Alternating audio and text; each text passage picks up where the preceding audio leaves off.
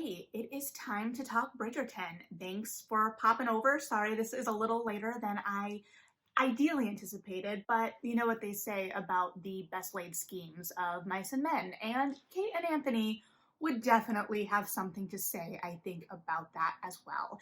So I am going to do this, I think, 2 episodes at a time in like little clusters, because structurally it feels like the thing exists in 2 episode clusters. And it's been a little bit difficult trying to figure out exactly how I want to attack this because the show did become its own entity, its own thing in a lot of ways this season, which does make sense.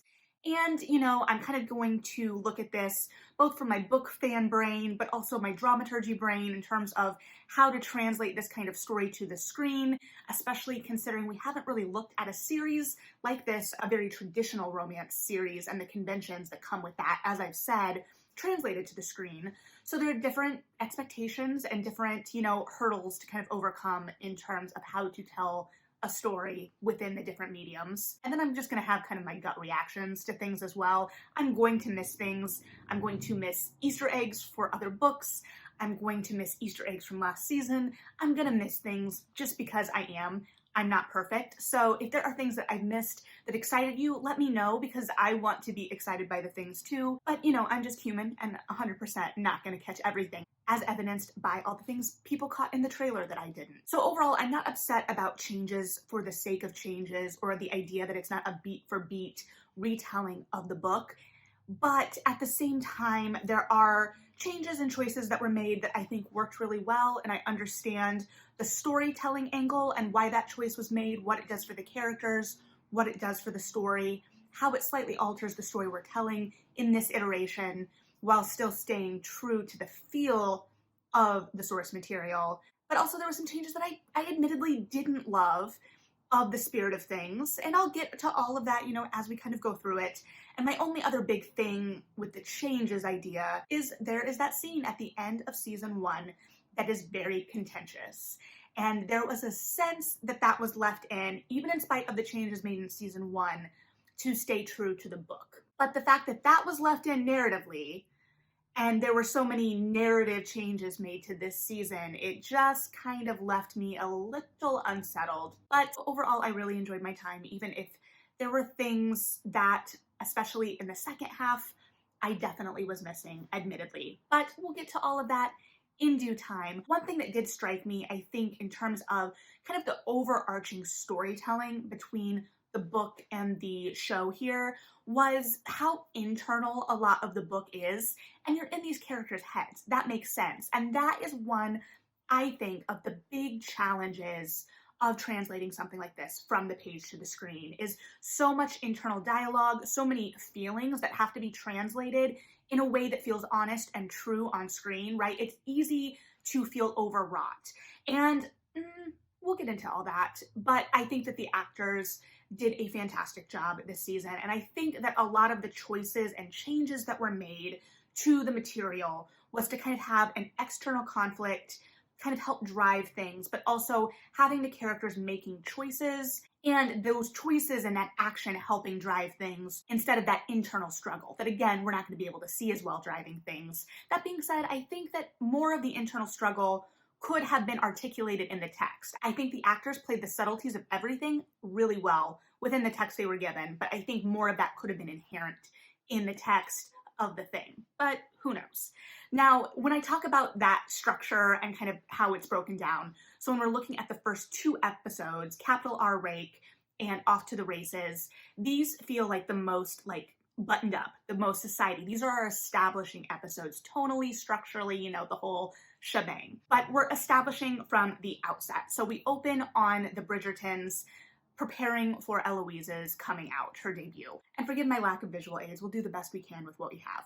But the first thing really that jumped out at me about this series, season, what have you, is we saw Francesca again. And here's the thing, she is kind of peppered throughout. Like, we'll see her, and she doesn't get as many lines as Hyacinth. I did like that we got to see more of Hyacinth's kind of wit, and we start to see her personality a little bit more in this season.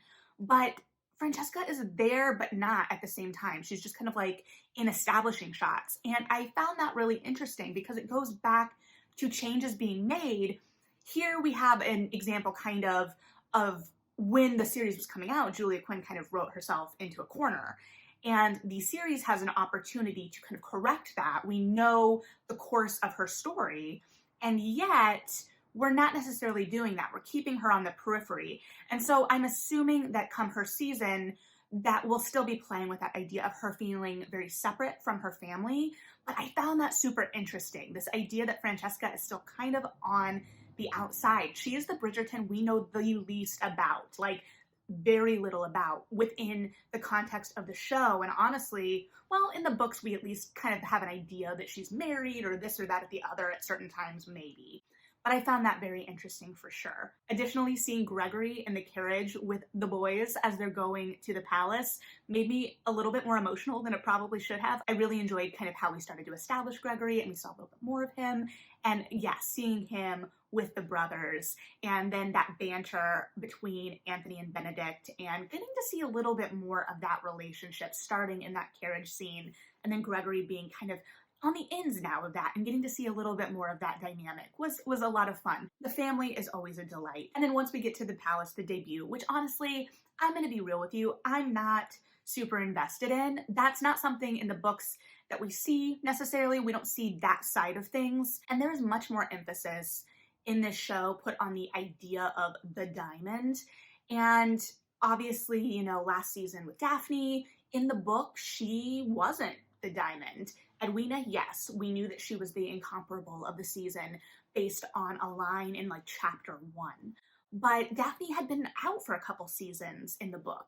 So it wasn't as emphasized. It was important with Edwina because this idea of, and again, this is in the show, obviously, the idea that Anthony, I'm going to go back and forth for sure, wants the best, right? And that's kind of what he has his eye set on. So I guess I understand the emphasis and clearly that plays in to the plot line with the queen, but personally, I wasn't super invested in the idea of the diamond or the establishing of the diamond. I was, however, invested in Daphne's line that she gives to Anthony right before like Eloise like runs out or after Eloise runs out, you know, the timing of it, whatever. But she's like, best of luck to you, brother. You're certainly gonna need it this season. And it's just kind of like the passing of the torch, right? And I do really like that we get to see Daphne right away and pass it off, which again is a different kind of storytelling because in the books, well, we get the prologue, obviously, with kind of Anthony's deal, but we start with Kate and Edwina because a lot of times romances do focus on the female point of view. And again, exceptions to every rule, changes. Obviously, I love historicals with dual point of views, which the Bridgertons are, but it establishes that, like in Benedict's book, when we get lots of time with Sophie before we go back to Benedict.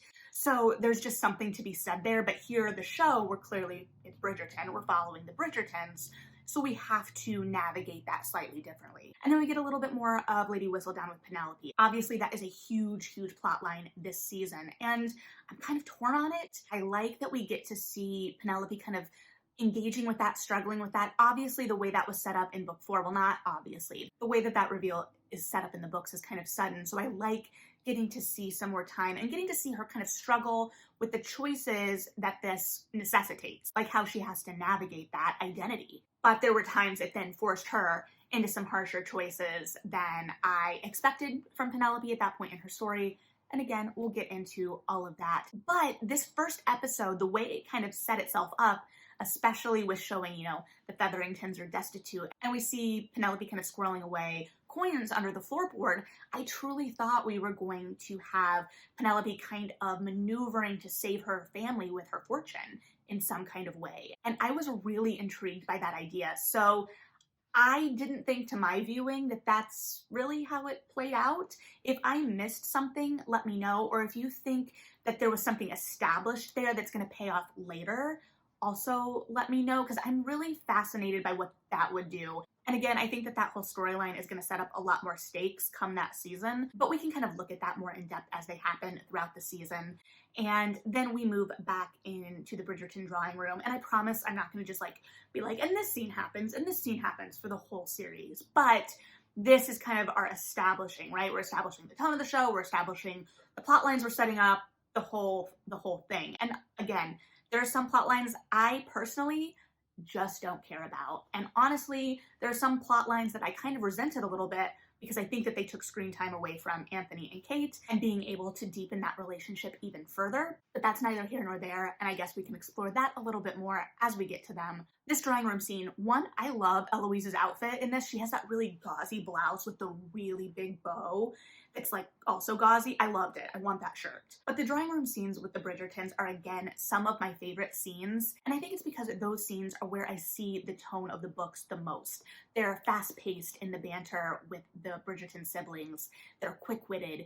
They have this sense of familiarity and lightness to them. And the books deal with some heavy subject matter, clearly. I'm not calling them light, but that lightness is necessary to contrast against that heavy subject matter so that it doesn't feel completely bogged down. And necessary, I guess, is a subjective word, but to be fair, all of my thoughts are subjective. So those scenes are quippy, and I just enjoy them for that quippiness and that familiarity. And a couple of things in this scene in particular, we have Benedict drawing again in the drawing room, you know, and in the books, it doesn't establish his art with his family like it does in the show. So I'm really excited and was really excited to see how that was handled in the show and how, you know, it's a gentleman's leisure, a gentleman's pursuit. And here we see that start to get forwarded. So Anthony has that kind of throwaway line about just your doodles or whatever in that scene. But we know Benedict is more serious about it. And the series, as it progresses, explores that more, even within the family. But in the book, in Benedict's book, one of the problems I had is that it kind of felt like the art came out of nowhere, and it was just kind of like, hey, he's the artsy one, except it never really established it in the books other than him like telling Sophie, and then she stands up for him. But I think there might be something to be said about Sophie, and again, we don't know how Benedict's season is gonna go, but the idea of somebody standing up for Benedict's art against his family, or that potential to be a sore spot for him, we saw a little bit of the beginnings of this idea of being number two. And I don't know that they're gonna forward that as much, but we'll see. I saw a really interesting tweet, and I haven't dug much into the response to the series just because I've been forming my own thoughts as quickly as I can, and I was already pretty behind with stuff in my family last week. But it said show Benedict is superior to book Benedict, and book Colin is superior to show Colin, and I would agree with that. Mostly with Colin, it's nothing against show Colin necessarily, it's just he's not as mischievous. He's not around the ballroom needling people and stirring up trouble for his siblings. And I miss that. That is some of the brightest spots of Colin in the book and kind of what he does.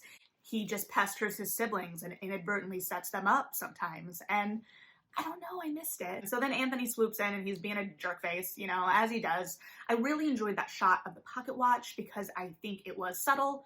I mean, it wasn't subtle, it was a close-up of the pocket watch. But, you know, it's not beating you over the head with anything. We know that that is Edmund's pocket watch. And then there's also kind of that symbolism of what that control of time means for Anthony. He needs that order and control that that pocket watch represents, which takes us really into the next montage, because the next bit is kind of Anthony's day in the life of Anthony, or days of his managing the estates and being a rake. And we see as the music of that bit builds, I really like how this bit is edited because the pace picks up, the franticness picks up, and that illustrates itself in the filming as well. I'm no expert and I'm going to sound very elementary in my analysis of this clearly, but the shots are cut quicker and the camera gets a little bit more shakiness to it, or the shots feel a little bit more off kilter. We're supposed to feel that Anthony is unraveling slightly, but only in private. At least that's the sense that I got. And in that sequence, there's like that little bit where he puts the coins down, and that shot got me. I was like, ugh. And I think that this sequence also kind of illustrates the name of the episode is capital R Rake, which comes from the book, chapter 1, Lady Whistledown. I will read it here. It says, a rake, lowercase, is youthful and immature. He flaunts his exploits, behaves with utmost idiocy, and thinks himself dangerous to women. A rake, uppercase, knows he is dangerous to women. He doesn't flaunt his exploits because he doesn't need to. He knows he will be whispered about by men and women alike, and in fact, he'd rather they didn't whisper about him at all. He knows who he is and what he has done. Further recountings are to him redundant. which honestly I probably should have used in my rake off a couple weeks ago, last week, I don't know. And so we see that, like, and so that's a great, obviously, nod to the book, but this idea of the reformed rake. And so these first episodes are really leaning into that order, especially in Anthony's world and Kate's world. And then we get to Kate. I wrote down in my first viewing of the show, and for full transparency, I've watched them once and I'm watching the episodes again before I want to talk about them so that they're a little bit fresher and I'm kind of filling in different thoughts, whatever. So again, I'm going to miss things. But that first introduction with Kate, and I had in my notes, where is Kate? Because like I said, I'm used to meeting the heroines pretty early on, and it felt like we'd taken some time to establish. And then we watch Kate riding across the field, and then Anthony is there, and I was like, oh my gosh, they're having her lead him for a chase, and they did indeed have her lead him for a chase. It is not subtle. It's not subtle, not like the pocket watch, but it's great. I loved it, and I especially loved the banter of the scene after, because you can tell that Kate has unsettled Anthony, and it's in the talk specifically of, oh, I'm going to Mayfair. And you can see it on Anthony's face that he knows, obviously, that she is not in the direction of Mayfair, but he puts it in his pocket to pull out on her later because he has recognized the game already, that they are even matched in their wits. And as he's been talking to his brothers and whoever about what he thinks he needs in a wife, and we're not there yet with Anthony, clearly, because he is emotionally repressed, but we are getting there. And so I just found that really interesting. And then we see Kate at Lady Danbury's, and Lady Danbury is hosting or sponsoring the Sharma family for the season. And I love how we kind of get this sense of unease from Mary right away. That was interesting. We'll talk about that more later as well. I think the changes to that family's relationship are where I personally have the most difficulties with the season, but they're not insurmountable. It's just something I want to talk about, because in the book we see that real lighthearted banter between the sisters, and even though Kate is protective, they are on equal footing in some ways. And in the show, it's very much established that Kate has largely taken on a maternal role for Edwina, whether in her own head, in somewhat actuality, based on implication of dialogue later in the season, but there is a real purpose to what she's doing. And clearly we find out later in the episode a little bit more of that purpose. But then we see Kate with her, walls kind of up, that real prim and proper, and she's kind of matching Lady Danbury for her wits and they're both sizing each other up, because she doesn't have any sense of what it means to come toe to toe with Lady Danbury. And one thing I love that I caught clearly differently the second time around was when she tells Lady Danbury that she has much she can teach her about the preparation of this most excellent tea, knowing that she spends the rest of the season talking about how much she hates English tea. And it's just like, okay.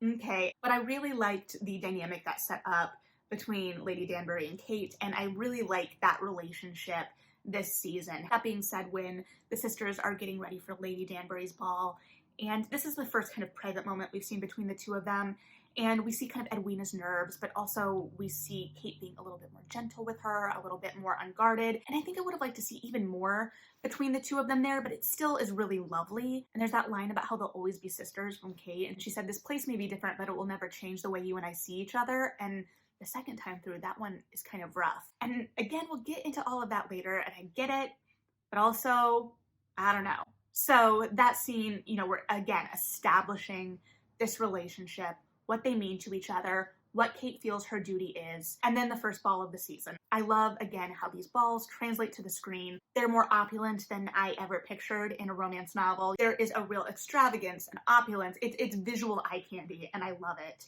And they enter to Material Girl, which, I don't know, I think that might be my least favorite song choice of the season, because, it's fine, but I don't know. And part of it, I love the music, and I don't think I talked about this when I talked about season 1, but one thing I really love about the choice to sprinkle in classic renditions of pop songs or popular songs is that it feels true to romance as a genre, because I have talked about this in relation to romance again and again, is that with historicals, they're set in their time, but they're written for the time that they're being published in. So I view that musical choice very much in line, in spirit, with how I read romance novels in many ways. And so maybe that's why Material Girl wasn't my favorite, maybe because it just didn't feel of the moment. I don't know. It was fine. It just wasn't my favorite of a very good musical season. And then as they're entering the ball, we get well, it's not an exact quotation, but she tells Edwina to just breathe. And if that's not an ever after slip in, I hope it is. I'm just going to tell myself it is. It's probably just an accident. There are only so many ways words can go together, but I liked it. And then at the ball, we get a little bit more idea of Lady Mary's story. This idea that she ran away with someone the queen didn't, know about or approve when she was the incomparable of her season. That plot line directly related to the inclusion of the queen, because that's just not something that would have been in the books because of that. And then of course the dance cards. I love dance cards, and I love the cutaway shots we get of the dance cards where we can see kind of how they're designed. Eloise is tricky for me because I like her. I clearly like her in the books, and in the show, she can borderline at times on too quirky, too not like other girls in just her physicality. But I also think that that is part of the journey she is on, because this isn't her season. Her season won't be for a bit. So she has to have an arc. She has to have a journey. And I do think that the conversation she has with Penelope at the end of this episode, where they're in the field of flowers, and she's talking about both her own feelings of being trapped and how she just knows that she is being compared to Daphne at every turn. And that line she has about, how it feels to know you disappointed people simply by walking in the room. And I think that there's some real truth and depth to that I love to see. And I'm really interested to see how they're going to continue that character journey over the show. And obviously I'm going to continue talking about Eloise, but it's just something that struck me. And again, we didn't see her at balls last season. And then we get to Anthony and Kate and their big kind of first standoff, because the other morning was kind of all in good fun, and you could see a bit of interest in Kate, and I caught that a little bit more even on my second viewing. When Lady Danbury mentions who the Viscount is, she says, oh yeah, he is handsome, and kind of a little bit more unguarded than we've seen her in mixed company so far. And then when Anthony goes outside and he has that conversation with the guys that, is the impetus of all, that Kate overhears, she had seen him go outside and she had followed him out. And I don't think that I had tracked that in the same way the first time I viewed it, that she, went out, she was probably getting some fresh air, but she knew he was out there and she was interested in potentially running into him again. So I really like that, because especially with someone like Kate, this idea that she'd let her guard down a little bit. She had a little bit of a okay. And then he said those awful things, and that wall goes up because it feels like a betrayal. She feels foolish, and she has to kind of double down on pushing that away because of that disappointment, and she has to protect herself. I found that super fascinating. And then of course we get that real verbal sparring and that look of just utter befuddlement from Anthony as she goes away, and we just know that she got through to him in a way that other people are not, and unsettled him. And finally, that line about the horsemanship makes sense. I had been wondering about that line. I was like, did I miss something? So I think that whole scene was great, and it really played on those subtleties. And both actors, for both Anthony and Kate, really have to play in those subtleties, and they do a great job with it. I was surprised though, because, we have that whole conversation that Kate overhears. Anthony says, love's the last thing I require. He, doesn't come across super stellar in that moment. He sounds like a real heel. And I was interested in that because in the book, clearly we've already had the prologue. We know, kind of have some kind of idea of Anthony's emotional hangups. And in the show, we clearly know something is going on because we get that sense of frazzled, frenzied. He just doesn't seem in a settled mindset. But we don't have an idea what that is yet. So right now, as an audience member, especially if I haven't read the book, he just looks like a huge jerk. So why am I rooting for him? So I found that really interesting, that they kind of use these first 2 episodes to establish, but they're okay with us being maybe not sure how we feel about them, and by them I mean Anthony, right away. So I'm not sure, because clearly I know the book, so I can read all of Anthony's movements through the lens of what that backstory is, even before I am aware of how it may have slightly altered or whatever. But if I wasn't, I don't know how I'd respond to that. So I'm very interested to hear about how people who are just watching the show, aren't going back to the books, think about that characterization and the way that was handled, specifically because I know there were a lot of people that really, really didn't like Anthony in season 1. And part of the hurdle of translating a romance to the screen in this way is the character jumping. And part of the big hurdle of Anthony in particular, as the title of the episode indicates, is he is a capital R rake. And do we properly reform him? I don't know that I can answer that. I don't know how I feel about the reformation of the rake angle of this in context of how it is framed so predominantly, particularly in this first episode, and then in context of some of the changes made later, which we'll get to. But we're okay with him for now being kind of a tool. And then we go back to the Bridgerton drawing room, and Francesca's here this time. One of the moments I really liked in this, again, Anthony and Benedict's verbal sparring, is Anthony, kind of pulling Benedict over, which I also thought was real brave in that drawing room with his mother there. And I'm convinced that Violet hears and knows all. I mean, she doesn't, but I am convinced that she does. Don't think about that too hard. So he says that, are you and the Modis still making a stitch? Which I'm sure he thought was very, very clever. And Benedict's like, have you found a wife yet? And I just, that is brotherly banter. And then another moment that really hit me was on the way out when, Anthony is kind of talking to his mother about his needs for a wife or his expectations. And you can see the heartbreak on Violet's face there. And she's basically like, you're going to end up alone if you hold women to that standard. And it was very interesting because he doesn't technically. He technically gets what he wanted. But we'll dig more into that relationship. But Anthony and Violet scenes continue to be some of the best. Violet scenes in the book are some of the best. I just really like Violet. But then we swing back to Kate and we find out about the Sheffield plot. So we get the Sheffields in there and find out that basically Edwina has to marry a peer, an aristocrat, in order for her to be given a dowry by her grandparents. And they also have indicated that they will take care of Mary in this arrangement, and Kate will go back to India. So we get the first glimpses of what Kate is doing, but also what she's sacrificing, and in some ways has already sacrificed for her family. And Lady Danbury has this line, you need to tell your sister. She needs to know. She deserves to know. It's her future.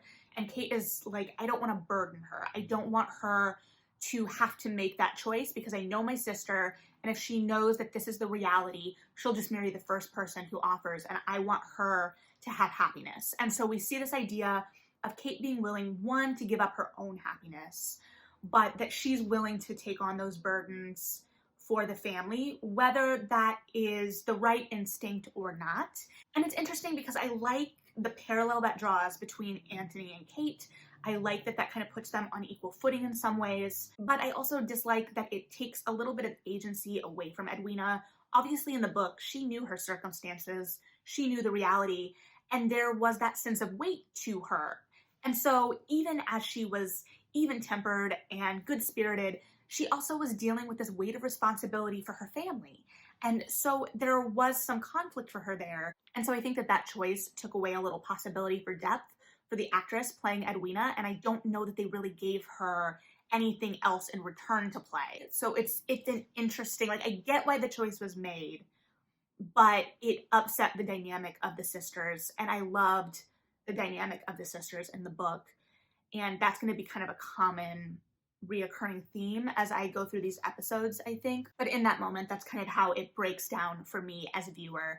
And then we go to the last ball of the episode. I really don't care about the diamond. I don't know. I just don't care. And it felt like it was weighing down the episode. I did like that we got to see Cressida get in a cut at Penelope. I don't know if that's where that relationship will go, if it'll play out the same way it did in the books, if she's going to serve as a main antagonist for Penelope, but I like establishing that that's a possibility and that we know that Cressida is just kind of awful. Obviously, Penelope gets hers on that, but, it happened. And we did see Cressida in a silver gown. I know there's been a lot of speculation about that. Great catch for the people that caught that, by the way. I'm not ready to speculate on that fully yet because if that's where they go with Sophie, if they bring a Sophie in, which I didn't catch any Sophies, but if that's where they go and put her in with Cressida's family, then I don't know that we're going to get a Posey. And I guess, tightening of casts and whatnot, it wouldn't be a huge surprise if we didn't, but I'm not willing to mentally give up on Posey yet. So not going down that road mentally quite yet. And then Edwina is named the Diamond and Anthony has a goal. And we are off to the races, which, is the name of episode 2. So moving into episode 2, we start with Anthony and Kate, very pragmatic. They've got their goals, they've got their lists. There is a prize and their eye is on it. And so again, we see them very focused, very buttoned up, pushing ahead full force. And even though Kate is interested in love for her sister, she is still very meticulous and calculated in some ways, not in a bad way necessarily. But her and Anthony are going about things in same but different kind of ways. And so again, the parallels. And there is, especially in this episode, a taming of the shrew type lens that this can be viewed through. I'm not going to go down that route, but it's there. It's there. Mostly in like the archetypes that we see these characters being built from, more than anything. And all of this is being underscored for Anthony, this planning in this conversation as him and Benedict are getting a shave. And Benedict is kind of like, well, what are you going to do about the sister? And Anthony is kind of like, well, every rose has a thorn. And there's this very serious, great zoom in, and it's, emotionally charged. But then you can kind of look over Anthony's shoulder and see Benedict giving a sure look. And that is the kind of levity that the Bridgertons as a family are so good at. And that kind of undercut really helps with the flow of things, so it doesn't feel too weighted down, too overwrought. And obviously the season, gets more emotionally fraught and weighted. But those are the kind of moments that I think are necessary. And also why I think that, especially through the book, Kate and Anthony's relationship, that banter, that hate to love trope, is important because it gives us that quick-wittedness and that levity while both characters are dealing with a lot of deeper things. And then we're back in the Bridgerton drawing room with, I believe, just Violet, Eloise, and Penelope. And I like this scene because we are getting a sense in this season how familiar Penelope is in the household, that she's welcome in these kind of intimate family spaces, because I think we lose some other scenes that help establish that and her familiarity with the family. So I think that's really important and great. And then she's there when Colin comes home, and that look they give each other is fantastic. And Colin is kind of dumb, he's not super bright. He's like the embodiment of when you are a younger woman and you have a crush and you're told, well, they'll grow up someday, or they're just immature. It just that obliviousness of the reality, or maybe potentially just not being willing to recognize the reality, though I'm not personally getting that from the portrayal of Colin in this. And I could be reading it differently or wrong. So if you're getting a little bit more of that sense, let me know. But I really enjoyed that moment, especially because, again, we don't get those scenes. Like there's that scene in the book where Cressida insults Penelope before dinner, and this is clear at the house party. And Anthony takes her into dinner, like establishes that Penelope is under the wing of the Bridgerton family. And I love that scene. And again, I'm not going to quibble over small cuts, but I also think it served a really important purpose in the book of showing a different side of Anthony for Kate. And it's specifically mentioned in the book that kind of was a light bulb moment for Kate. And she started, seeing him through different eyes in how he treated Penelope in that moment.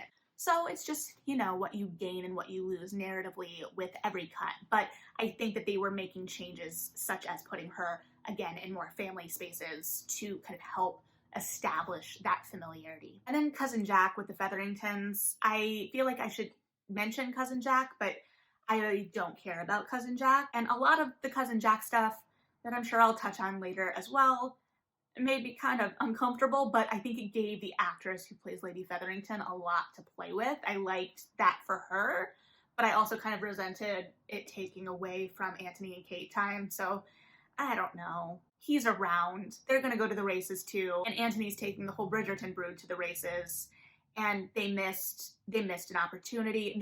This may be what I'm the most angry about this episode.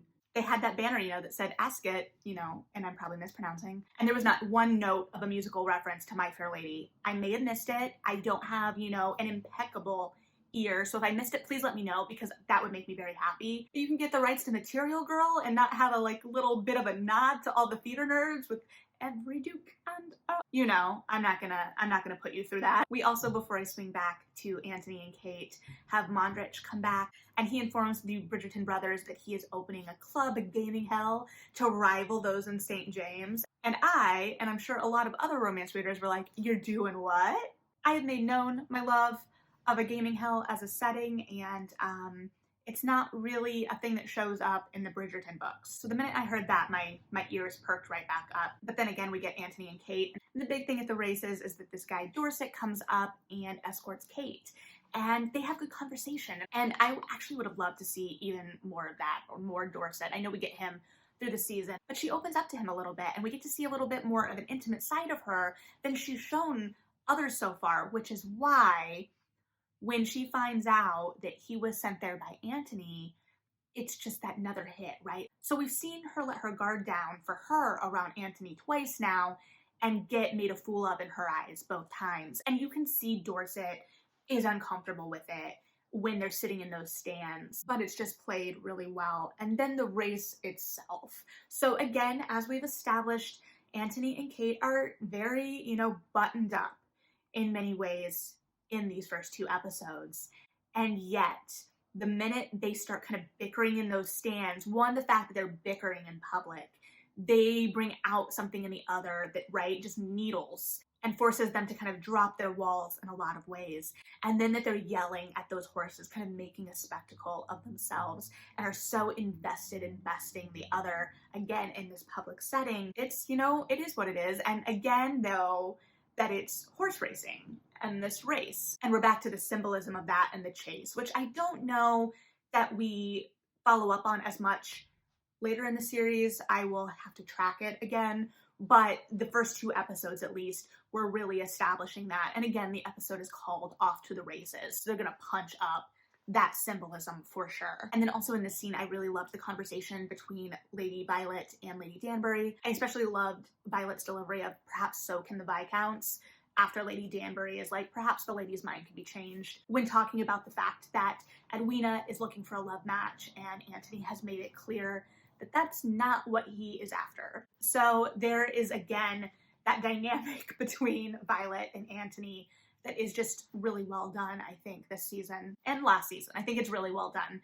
period. And we watched Eloise trying to track down Lady Whistledown. I'm, again, not super invested in this plot line, not gonna lie, but I'm intrigued by it for the sake that it's getting us to a side of town that we don't necessarily see in the books, and that we do see a little bit more in more modern romances. So I'm very interested to see how they're going to keep playing with that dynamic, and if that's going to alter anything down the line as well, but we'll see. And then Anthony gives Edwina a horse. And listen, I don't know much about horses. I wasn't raised around horses. I've never ridden a horse, but I've read a lot of historical romance, and I've heard of a horse's mane being braided, but I think it looks ridiculous. I think it looks silly, and I think it's good that it looks a little silly, because I think that scene is supposed to be a little silly and ridiculous. It's uncomfortable. I'm uncomfortable watching it. I'm like, what are you doing? Because it doesn't feel sincere from Anthony's side. Edwina's like, it's a horse, and Kate's like, nope. And then we go to Mondrich's club. I know I'm skipping around a lot more in this episode. We had a lot to establish in the first episode, and this largely felt kind of like the natural progression and follow-up to that first episode. They very much feel like part and parcel. So that is what it is. But Mondrich's club, because, I am interested in a club. It's, not super opulent yet. It's early days, and it's struggling at first. So I'm really interested to see how that continues to build and grow potentially over the course of the series. Like I said, not sure what they're going to do with that, but I think it is an interesting setting. It might just be a way to get the Bridgerton brothers into a club that's different than like a White's. I loved the aesthetic of the club visually, but also the idea of being in a room that smoky would make me nope out so quick. Like, there was so much smoke because, the gentlemen are smoking the candles, but I also love that that was caught on camera. You get a sense that that is how the room would feel.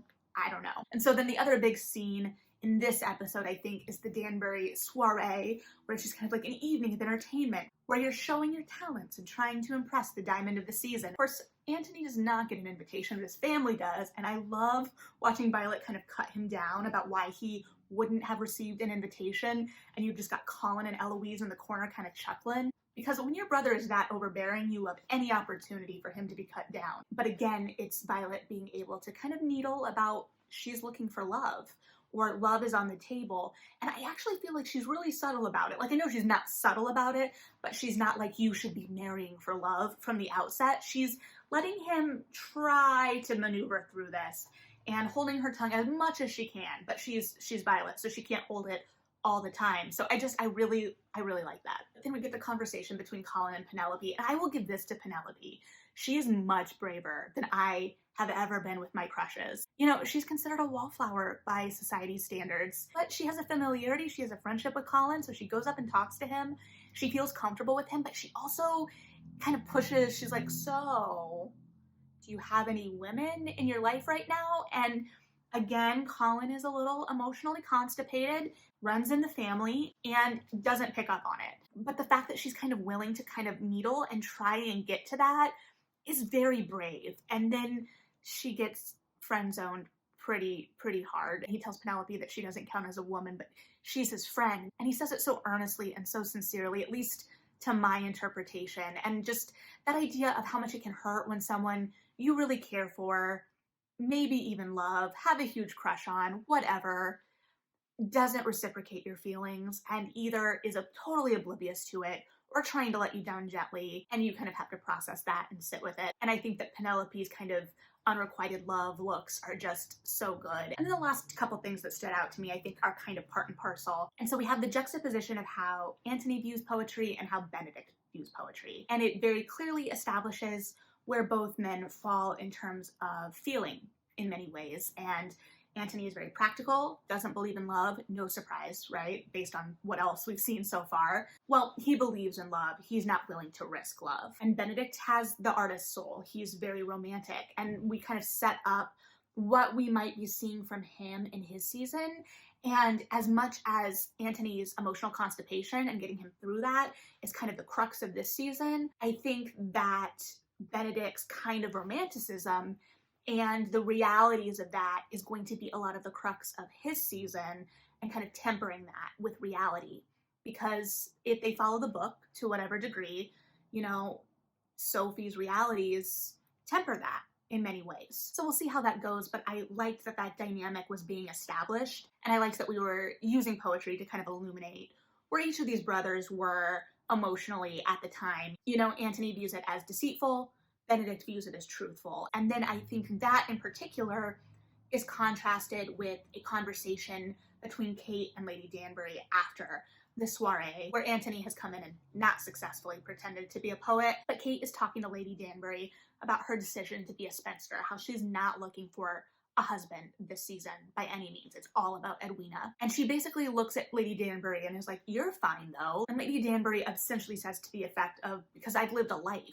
This idea that Kate is hiding from life. And we know that Anthony is hiding from life in many ways. And so these first two episodes, I think we see both characters at their most emotionally guarded, right? This is our starting point. This is what we have to overcome. And we're going to unravel it through the course of the season. But we have to start somewhere. And it can be kind of hard, especially with Anthony, because he's kind of hard to root for when we don't really have the full picture. And someone else can argue if he's easy to root for or against, you know, after we have that story.